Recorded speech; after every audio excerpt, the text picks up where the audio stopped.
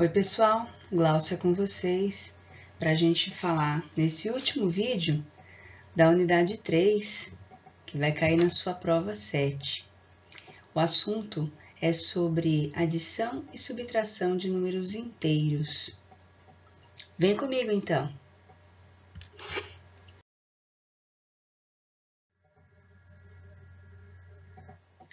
Agora seria importante você pegar o seu livro lá na página 66 para a gente acompanhar junto o que está acontecendo, ok? Sobre a adição de números inteiros, o livro dá esse exemplo aqui, ó, né? E comenta que tem muitas situações cotidianas que ajudam a entender como é que se dá essa adição. Ele dá o exemplo do Jurandir e da Lindalva, que estão no banco, numa fila, né? E comenta o seguinte, que o Jurandir tinha R$50 na conta e depositou 20. E a Lindalva estava devendo 50 na conta e depositou 20. Qual é o saldo de cada um? Então, a gente já viu no vídeo 1 desse assunto que os números negativos existem, aparecem em várias situações do nosso cotidiano, e vem representado por um sinal de menos antes do número, tá?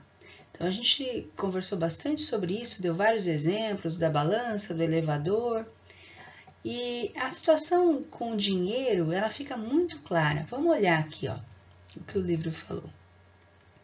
O Jurandir tinha R$50, como ele tinha esse valor, eu represento com um sinalzinho positivo aqui do lado.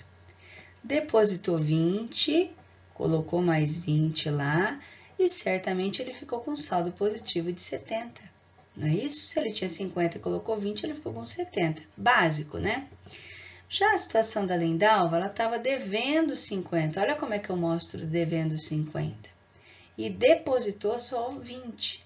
Não deu para cobrir a conta, né? Então, ela ficou com saldo negativo de 30. Fácil de entender, né? Quando a situação é assim. Daí você tem umas atividades no livro que mostra justamente isso, né? Para a gente treinar um pouquinho, fazer essas adições com números positivos e negativos. Então, vamos ver a letra A. Eu estou devendo 23, pensa que é dinheiro, e tenho 13 para pagar. Eu acho que fica meio complicado esse monte de parênteses e tal, parece que a coisa é mais difícil, né? Mas se você eliminasse esses parênteses, ficaria alguma coisa assim, ó. Eu devo 23, está escrito aqui, e eu tenho 13. Se eu devo 23 e eu tenho 13, eu fico devendo 10, não é isso? Muito bem. Olha o exemplo embaixo.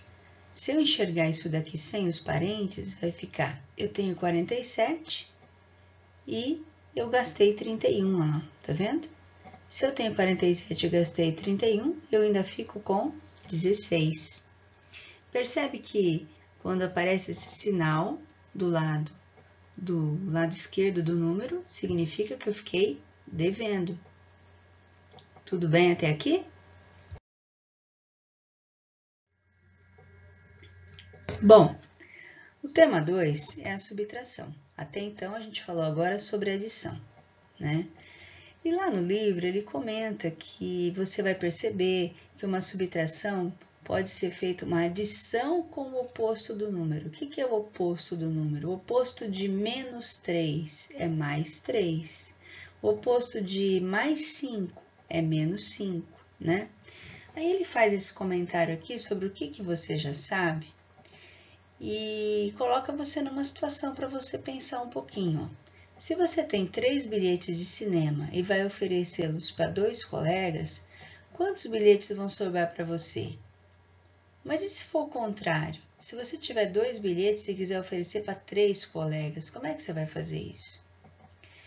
Aí ele coloca uma situação mais fácil ainda de você enxergar, que se em vez de bilhete de cinema, você tivesse dinheiro, né? Se isso aí fosse dinheiro. Então, olha como é que ficaria a primeira situação. Você tem 3, precisa pagar 2 para alguém. Fácil, né? você vai ficar com 1. Você paga e fica sobrando ainda. Em linguagem matemática, o que está acontecendo? 3 tira 2, 1. Simples. A gente viu isso quando entrou na escola, né? Mas olha a segunda situação. Você tem R$2 e precisa pagar 3 para alguém. Também muito comum hoje em dia, né? Como é que a gente vai fazer isso? Você pode pagar esses R$2 que está devendo e ainda ficar devendo 1. Você diminui a sua dívida, não é? E em linguagem matemática, como é que fica isso? 2, eu tenho 2 e eu gastei, ó, menos 3, que vai dar menos 1. Mostra que eu fiquei devendo 1 ainda, ok?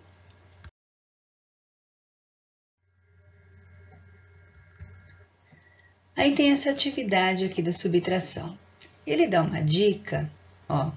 Ele dá a seguinte dica, que você pode pensar nesse modelo de ganho, perda, saldo, positivo, negativo, né?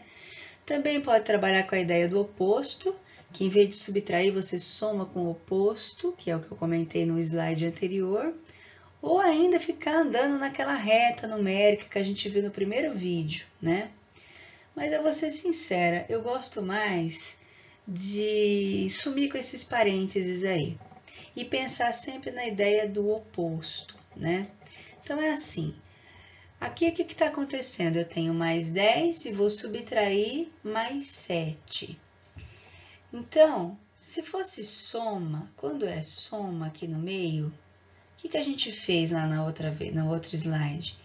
A gente desaparece com os parênteses, tá? E considera só o valor numérico do número, tá? E faz as contas lá, se é positivo, se é negativo, tal. Aqui eu também gosto de eliminar esses parênteses. Então, eu faço assim, sempre que tem sinal de negativo antes do parênteses, ele inverte o sinal de lá de dentro. Ele troca. Se é mais 7, vira menos 7. Só que eu vou escrever tudo isso sem parênteses, tá?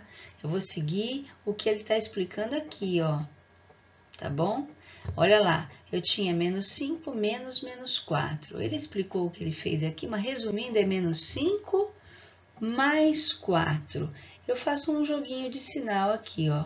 Quando for menos antes do parênteses, eu inverto o sinal de lá de dentro. Não interessa o sinal que é. Se é mais, vira menos, se é menos, vira mais. Muito bem. É aqui que eu vou mexer, ó.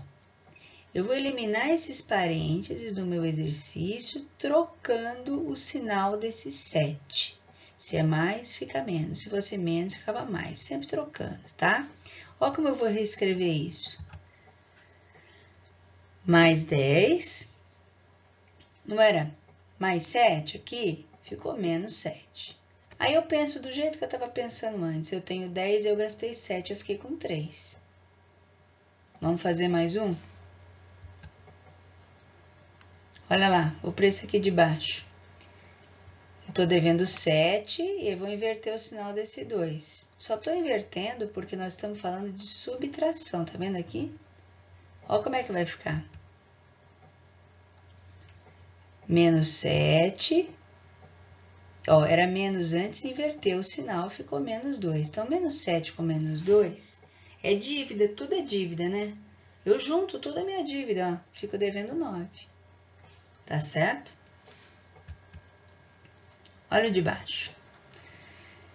Eu tô devendo 1 e, como tem o sinal de menos aqui, eu vou inverter esse sinal aqui, ó, do 7. Era menos, vai ficar mais. Menos 1, eu devo R$1 para alguém, mas eu tenho 7 para pagar, eu vou pagar minha dívida e vai me sobrar 6. Sobrou 6, tem um mais aqui, tá vendo? Mostrando que o saldo é positivo. Certo? Tudo bem?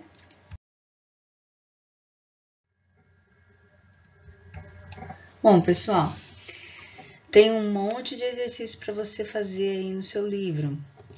Tenta chegar no resultado que o livro mostra no final do capítulo e qualquer dúvida, você sempre pode contar com o apoio dos seus professores lá do CEJA, ok? Se você gostou do vídeo, se o vídeo te ajudou, você dá um joinha, que a gente fica contente de saber que você assistiu e gostou.